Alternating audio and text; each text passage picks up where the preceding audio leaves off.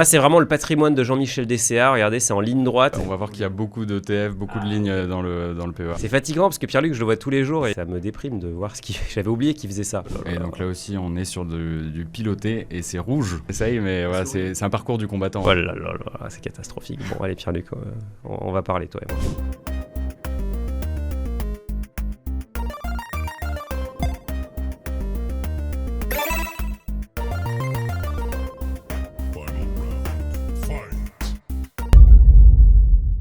Bonjour à tous, bienvenue dans une nouvelle analyse de patrimoine. Aujourd'hui, analyse un peu spéciale puisque après Antoine, après Charlène, c'est au tour de Pierre-Luc de passer sur le plateau. Salut Pierre-Luc. Salut Mounir, c'est un honneur. On est bien accompagné. Pierre-Luc, c'est l'un de nos premiers salariés. Tu es là depuis juin 2022, donc ça date. On va découvrir ton profil ensemble. C'est parti, patrimoine brut, 149 228. Il n'y a pas de dette, donc on est sur du net. Pas mal d'actions et de fonds, 40%, 60 000 euros. Des livrets plutôt remplis aussi, on en parle Pierre-Luc. De l'IMO, curieux de voir ce que tu as fait. A priori, vu que c'est tout petit, j'imagine que c'est peut-être de la SCPI, des choses comme ça. On va voir. Startup PME, je trouve que ça fait beaucoup, mais bon, why not. Crowdlending, ok, ça fait aussi beaucoup. De la crypto, du cash sur des comptes et du fonds en euros. Donc profil, 31 ans, tu es célibataire et tu n'as pas d'enfant. Tu fais du customer care, du coup du support client chez Finari depuis 2022. D'ailleurs, équipe qui est en forte croissance. Si vous cherchez un job de customer care ou un job de dev, un job de product, peu importe, on va vous mettre le lien dans la description pour que vous ayez toutes les offres. Pas mal de postes ouverts et c'est vrai qu'on recrute très activement. J'ai découvert Finari fin 2020 alors que je me lançais sur le sujet de mes finances personnelles. Comment tu as découvert Finari, tu te souviens?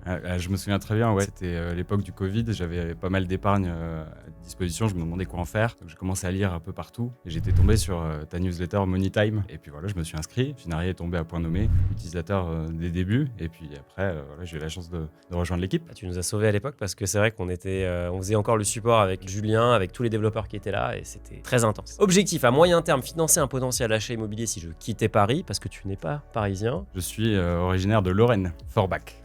Dédicace à la Moselle et aux supporters du FC Metz. C'est un grand fan de foot, Pierre-Luc, il a une collection de maillots qui vous montrera peut-être une autre fois en V2. À long terme, faire fructifier mon patrimoine pour me permettre d'avoir plus de confort et de liberté dans mes choix, retraite, enfants, etc. Ok, donc tu nous as partagé ton cash flow. Tu gagnes 3 500 euros par mois et tu as pas mal d'investissements dans les actions et les fonds. PEA Boursorama, PER Goodvest, AV Finari, Assurance Vie Finari et Finari Crypto. Ok, plutôt rien de surprenant. Pourquoi le PER plutôt que le PEA là dans l'immédiat? C'était pour essayer de profiter de l'effet de levier entre guillemets de la réduction d'impôts. Donc c'était cette volonté là que j'avais. Et donc là tu es au maximum de ce que tu peux verser au cadre de ton salaire? Non, mais je pourrais mettre plus. Ouais. Je me dis quand même l'avantage fiscal du PEA est quand même intéressant. Donc là mon objectif. Tu n'es pas bloqué. Ouais, exactement. Logement, 1400 euros, tu as un loyer, loyer parisien, coûte cher. À boire et à manger, les courses, 200 euros. Ah waouh, pas grand-chose. Pas grand-chose du tout, tu es très économe sur ça. Déjeuner, 140 euros. Restaurant, 120 euros. Des cafés, des bars. Ensuite, les abonnements, qu'est-ce qu'il y a là-dedans? Télécom, presse,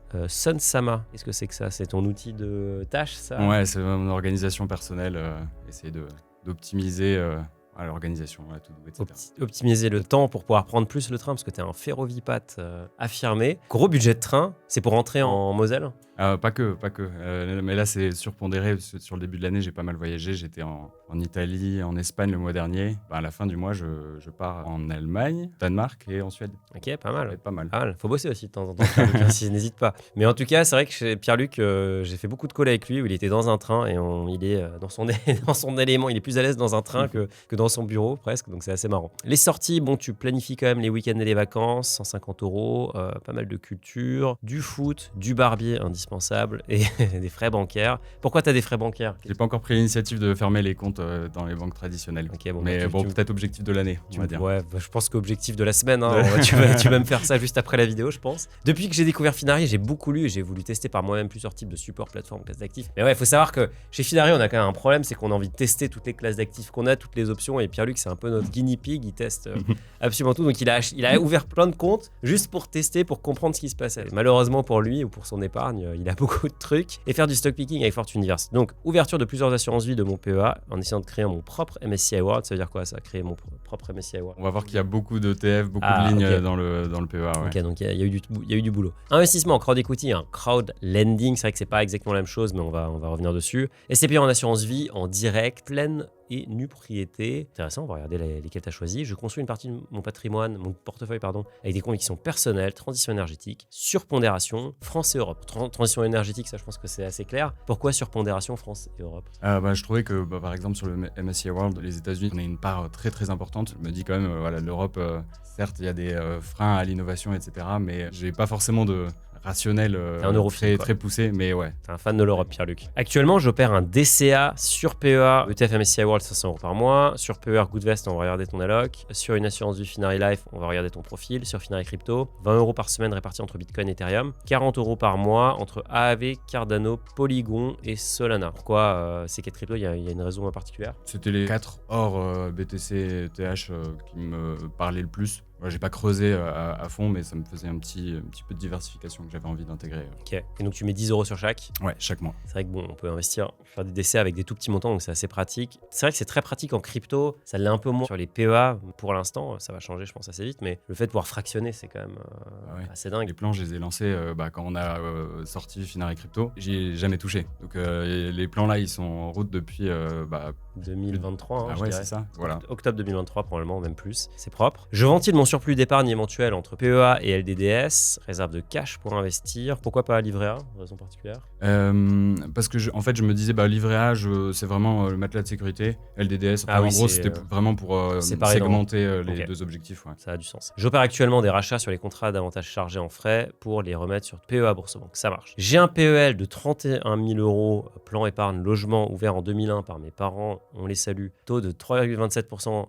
Soit 2,29% brut, net, ce qui est pas si mal en réalité, c'est quand même moins que le livret A, mais c'est pas si éloigné que ça. À l'exception de ces dernières années, le taux était plus intéressant que celui du livret A. Voilà, tu le dis, faut-il le fermer, sachant que mon projet immobilier n'est pas concret pour l'instant. Est-ce que tu as un peu répondu à ta question, si tu n'as pas de projet? On va regarder le projet en détail. Faire le ménage dans mes lignes PEA, ça on va regarder. Assurance vie Yomoni en guise de matelas de sécurité, fausse bonne idée. Faut qu'on en parle. Bon là c'est vraiment le patrimoine de Jean-Michel DCA, regardez, c'est en ligne droite. D'ailleurs il vous raconte pas de crack, il est arrivé quand... franchement, tu fais partie des premiers utilisateurs quasiment, Pierre-Luc. Ouais, la première chose que t'as regardé ton numéro d'utilisateur? Ouais, dans les combien? 1000 premiers? Ouais.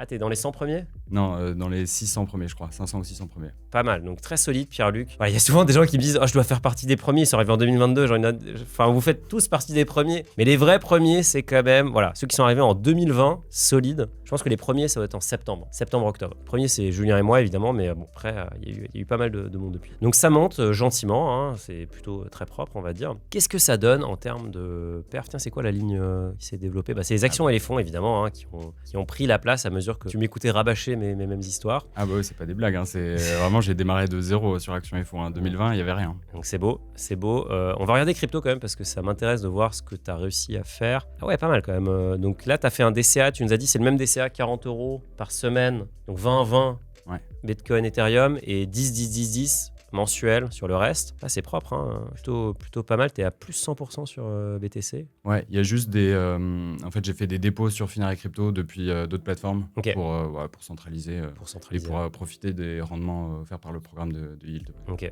J'ai pas payé Pierre-Luc pour ça. C'est juste un très bon élément, donc il est très poli. Bon, après, évidemment, la crypto, on voit que tu as gagné partout en réalité parce que ça fait super longtemps que tu investis, donc c'est top. On va regarder les actions et les fonds. Tu nous disais que tu voulais faire le ménage. Ouais, là, tu nous as sorti un Mondrian. Là. C'est ce que j'allais dire. Je me suis dit, là, le Mondrian, il va y passer. Ouais. Il va y passer, c'est oublié. Oh là là, c'est catastrophique. Bon, allez, Pierre-Luc, on va parler, toi et moi. C'est fatigant parce que Pierre-Luc, je le vois tous les jours et ça me déprime de voir ce qu'il fait. J'avais oublié qu'il faisait ça. Ok, donc là, je vois quand même qu'il y a eu un changement d'attitude puisque tu nous as mis un MSCI World de chez iShares. Quand il est arrivé, tu as vu les frais, tu t'es dit, tu t'es dit let's go.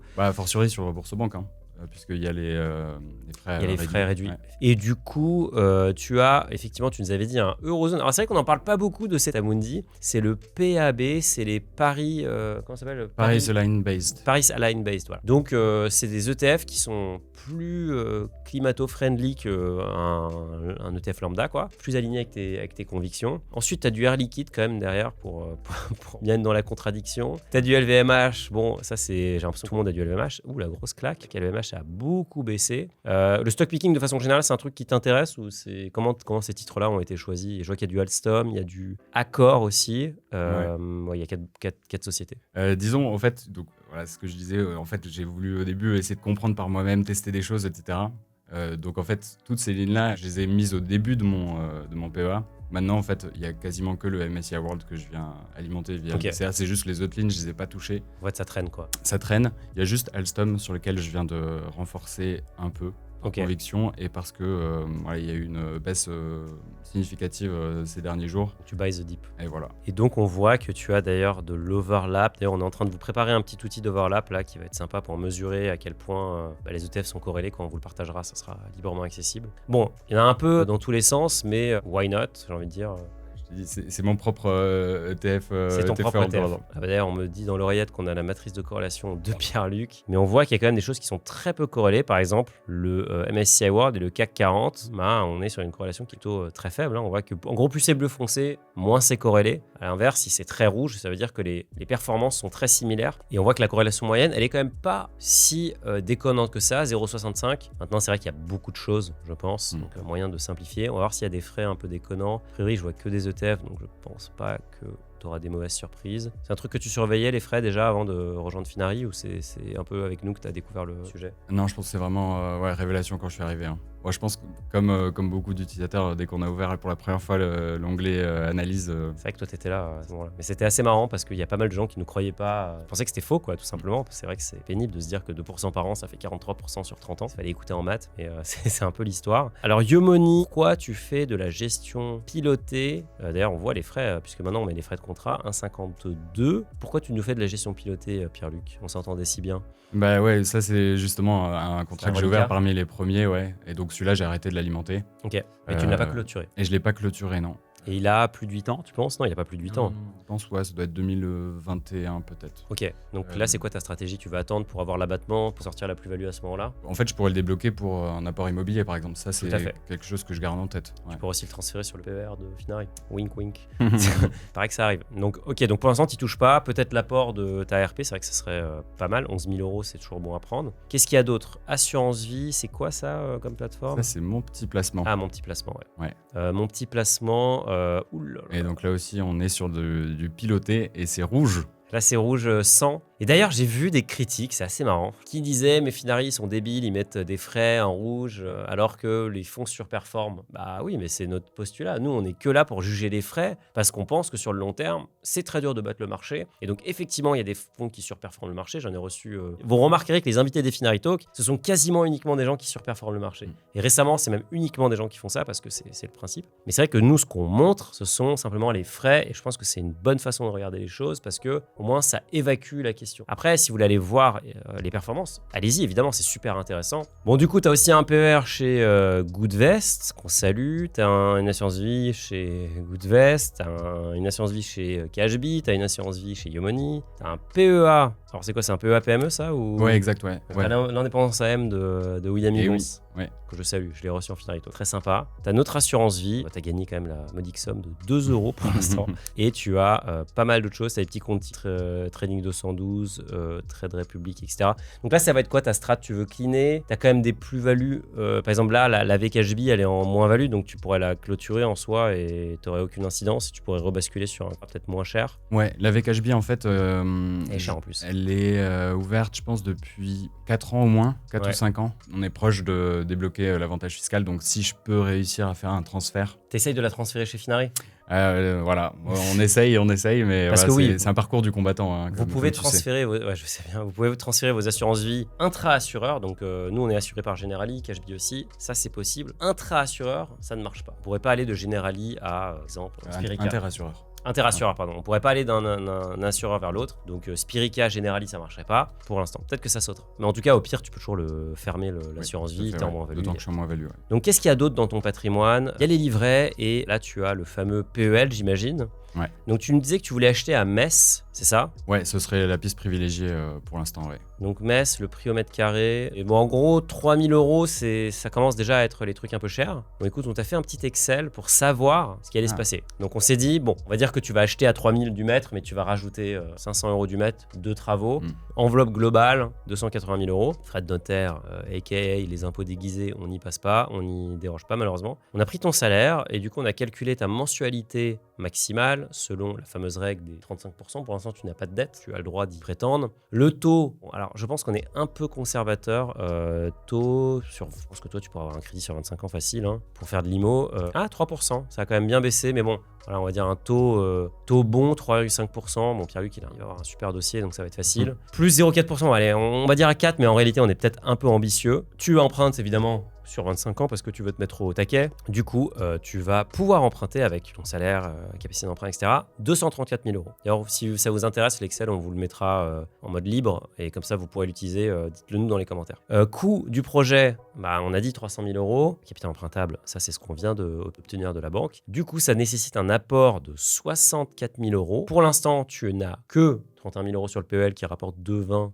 net. Et donc, il faut aller chercher 33 000 euros. Et donc, on a mis que c'était atteignable sans rien investir, juste en mettant de l'argent littéralement sur un livret qui ne rapporterait rien, on va dire, en juillet 2028. Est-ce que ça t'a l'air cohérent par rapport à ton timing? Bah ouais, carrément. Et tu vois, je pourrais piocher justement sur le PER dont on parlait tout à l'heure. Tu pourrais piocher sur le PER, tu pourrais d'ailleurs aussi piocher dans l'assurance vie. Tu as quand même des options parce que même en réalité, si tu fermes les assurances vie, tu vois, les contrats là à 5 000, là tu as un contrat à 5 000, est-ce que tu en as besoin? À 3 000, pardon. Là tu as un contrat à 10 000. Tu peux quand même aller récolter encore, je pense, 20 000 euros en piochant un peu à droite à gauche. Donc en réalité, tu pourrais déjà effectuer ton achat, je pense. C'est plus que tu n'as pas forcément de projet très précis. Ouais, pour l'instant, c'est pas encore identifié. Ouais. C'est pas encore identifié, mais en tout cas, je pense que 300 000 euros, carrément faisable, pouvoir être propriétaire d'un T3, T4, peut-être, à ce prix-là à Metz. Ouais, je pense ça serait quoi, un 80 mètres carrés, ouais. Ça pourrait être pas mal. IMO, on a vu que tu avais de l'IMO. Qu'est-ce que tu as fait? Ah oui, tu as fait de la SCPI. Ah, tu as l'assurance vie Quorum, c'est ça? Non, c'est en direct aussi. Mais c'est en direct. Ouais. Ok. On a de la chance, la Quorum, c'est des établissements où on peut synchroniser ces SCPI. C'est vrai qu'on peut synchroniser ces SCPI. Donc Quorum, origine en pleine propriété. Il y a une raison particulière de faire de la pleine propriété? C'était avant que je découvre qu'on pouvait faire de la nue propriété. Voilà. Alors pour ceux qui savent pas, c'est quoi la différence? C'est assez simple. C'est qu'en pleine propriété, Pierre-Luc, il est propriétaire de la part et il va toucher les loyers. Mais il pourrait tout simplement être propriétaire de la part et dire qu'il ne veut pas toucher les loyers parce que qui dit loyer dit fiscalité, revenu foncier, c'est assez taxé. Et donc, vu qu'il fera ça, il paiera moins cher pour sa part. Par contre, cette part, elle sera reconstituée. Quorum origine, je connais pas la clé, mais ce serait entre 3 et 9 ans, j'imagine, quelque chose comme ça, 3 et 7 ans peut-être. Et donc, il peut choisir entre 3, 4, 5, 6, 7, 8 ans, 10 ans peut-être, de reconstituer cette part. Et donc, à ce moment-là, il commencera à toucher les loyers. Ça permet donc d'acheter la part moins cher, de ne pas payer d'impôts en plus dans une phase où on est peut-être déjà un peu au taquet. Ouais. Et après, typiquement, si on a 10 ans de la retraite, on prend une clé de démembrement sur 10 ans et hop, au moment de la retraite, on commence à toucher des revenus qui sont vraiment passifs. Attention, les SCPI, il faut quand même diversifier. Je trouve que tu l'as plutôt pas trop mal fait puisque tu as 3 SCPI quasiment équipondérés. Ouais, bah justement, NCAP Continent, c'est voilà, sur ce coup-là, j'ai fait la nue propriété. T'as fait de la nue propriété. Alors, et donc, j'ai fait sur 5 ans, je crois. Bon, ça, c'est une SCPI qui est toute récente, j'ai l'impression. Et donc, on voit que, évidemment, oui, les frais sont élevés sur des SCPI. Tu as des frais de souscription de 10%. Waouh, ambitieux. Je disais que tu avais une décote de 20% sur le prix de la part. Tu sais quelle est la durée de ton démembrement? C'était 5 ans, ouais. 5 ans. Et tu avais regardé pour optimiser le TRI? Ouais, c'était ce qui me semblait le plus avantageux, ouais. Ok. Et donc après, dans 5 ans, peut-être que je les vendrai ou... Peut-être que tu les vendras, effectivement, et tu pourras, ou tu toucheras les loyers. Tu as aussi de l'AV sur Lynxea chez Remake Life. Ça, c'est une SCPI qui est hyper populaire. Et là, c'est quoi les deux petits immeubles? C'est du Brix, quelque chose comme ça? Ouais, dans le mille, ouais. Ouais, ok. Et alors, comment ça se passe? Je l'ai fait pour tester. Je pense que je vais pas aller beaucoup plus loin pour l'instant. Ouais. Pourquoi? Parce que c'est des petits montants et il me semblait plus facile après de faire des SCPI. Le suivi des dossiers et la diversification est beaucoup plus facile. Rien à voir. Ouais. Parce que là, si je veux choisir un immeuble, j'ai un immeuble. Alors que sur les SCPI, je vais en avoir Des dizaines, voire des centaines si c'est vraiment les grosses SCPI. Je reviens à tes questions. Est-ce qu'il faut faire le ménage sur tes lignes de PEA? Bon, ça, on en a parlé, oui, je pense. L'assurance vie en guise de matelas de sécurité. Ah oui, parce que tu as un fonds en euros. Yomoni, c'est ça? Ouais, donc c'est une assurance vie, un profil prudent. Ouais. Donc, il y a 6 000 euros dessus, donc 3 500 euros en fonds euros et 2 500 sur des ETF avec, je pense, une bonne partie d'exposition obligataire. Ok. Donc, mon objectif là-dessus, c'était d'avoir des rendements légèrement supérieurs au livret A. Ouais, ce qui est le cas. Pour l'instant, non. vu l'évolution. C'est moins bien ou c'est mieux? Je crois que je suis neutre. Je pense que je suis flat sur les 3 ans ou 4 ans que je l'ai. Elle est là. Donc ça performe. Ah oui. Voilà, je peux vous dire, sur les c'est 3-4 ans, ça sous-performe le livret A. Ça sous-performe le livret A et t'as payé des frais, merci beaucoup. Oui, parce qu'en fait, là, ça veut dire, ça, typiquement, c'est Global Aggregate, ça, c'est du bonds, ça, c'est beaucoup du stocks. Mais ok, donc bon, a priori, pas une super bonne idée, parce que tu pourrais le faire sur un livret A en étant liquide instantanément, sans frais. Après, est-ce que la réalité des 3 dernières années, est-ce que ça sera la même chose sur les 3 suivantes? Mais ce qui est sûr, c'est matelas de sécurité, mieux vaut prendre un support qui est liquide. Alors, l'assurance vie, t'as un rachat à 72 heures, j'imagine, sur celle-ci. Ouais. Mais au moins, tu sais ce que tu vas avoir et surtout, tu n'es pas fiscalisé. Là, tu es obligé d'aller chercher l'avantage fiscal. Donc, à toi de voir, je trouve que le livret A a l'air plus simple que tu n'es pas au taquet. Voilà, tu as 2000 €, donc tu pourrais encore aller un peu plus loin. Tu avais un dernier truc qui était marrant. Tu avais Agency Jobs de Banksy, ou Banksy, parce que tout le monde connaît cet artiste qui a fait des trucs assez dingues. Et donc là, tu as investi dans cette toile. Comment tu as pu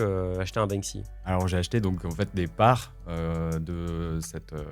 On va dire c'est du tableau papier. Ouais, du tableau papier, ouais, comme la pierre papier. Exactement. Donc, t'as mis, t'as acheté 25 parts pour 399 €. Ok. Ouais. Donc, je pense qu'au départ, j'avais acheté $500. Moi, il y a le dollar qui a décoté par rapport à l'euro. La figure. Ouais, c'est sur une plateforme qui s'appelle Masterworks, où j'essaie de découvrir et de faire feu de tout bois. Le tableau me parlait, je me suis dit, c'est sympathique, on teste. Et alors voilà. Pour l'instant, l'instant, légèrement moins-value. Ouais. Légèrement moins-value, et donc là, c'est de l'art. Ça reste un actif de très forte diversification. Il faut faire très attention lorsqu'on investit, parce que c'est vrai que c'est très peu liquide. Là, je sais pas si toi, par exemple, tu peux vendre tes parts de Banksy. À vrai dire, je crois pas, non. Ok, donc voilà, il faut faire vraiment attention. À moins qu'il y ait un marché secondaire. Il y a peut-être un marché secondaire, j'imagine que c'est aussi un peu leur business. Ils ont pas mal changé leur DA, c'est sympa. Pourquoi pas, mais il faut juste avoir conscience que c'est plus du plaisir. J'imagine que t'aimes bien Banksy, t'es peut-être allé voir une expo, quelque chose comme ça. Donc bon. Et tu peux aller voir le tableau, enfin, t'as un endroit spécifique avec.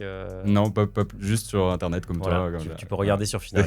Félicitations. Ok, Pierre-Luc, bravo. Franchement, bon profil. C'est un bon padawan. Tu as une collectionnite aiguë de TF, mais qui est en train de se résoudre. Donc ça, j'ai pas grand-chose à prescrire. Par contre, je te prescris une fermeture d'assurance vie un peu en pagaille. Et écoute, on suivra avec attention l'achat immobilier à Metz. On fera un épisode 2 pour l'analyser. Mais ce sera RP, ce sera pas immobilier locatif. A priori, ouais, l'immobilier locatif, je pense que ça demande beaucoup d'énergie, etc. Et je pense que j'ai pas forcément la motivation pour. En tout cas, pour l'instant. Pour l'instant. Ok. Mais merci Pierre-Luc, merci d'avoir joué le jeu. Merci à toi. Et si vous voulez que j'analyse votre patrimoine, non pas en tant que salarié, mais en tant qu'utilisateur, eh bien vous savez que vous pouvez postuler sur le lien qui est dans la description. On se retrouve dans les semaines à venir pour une analyse de patrimoine, pour le coup, normale avec quelqu'un comme vous. Et d'ici là, je vous souhaite des bons investissements et je vous dis à très vite.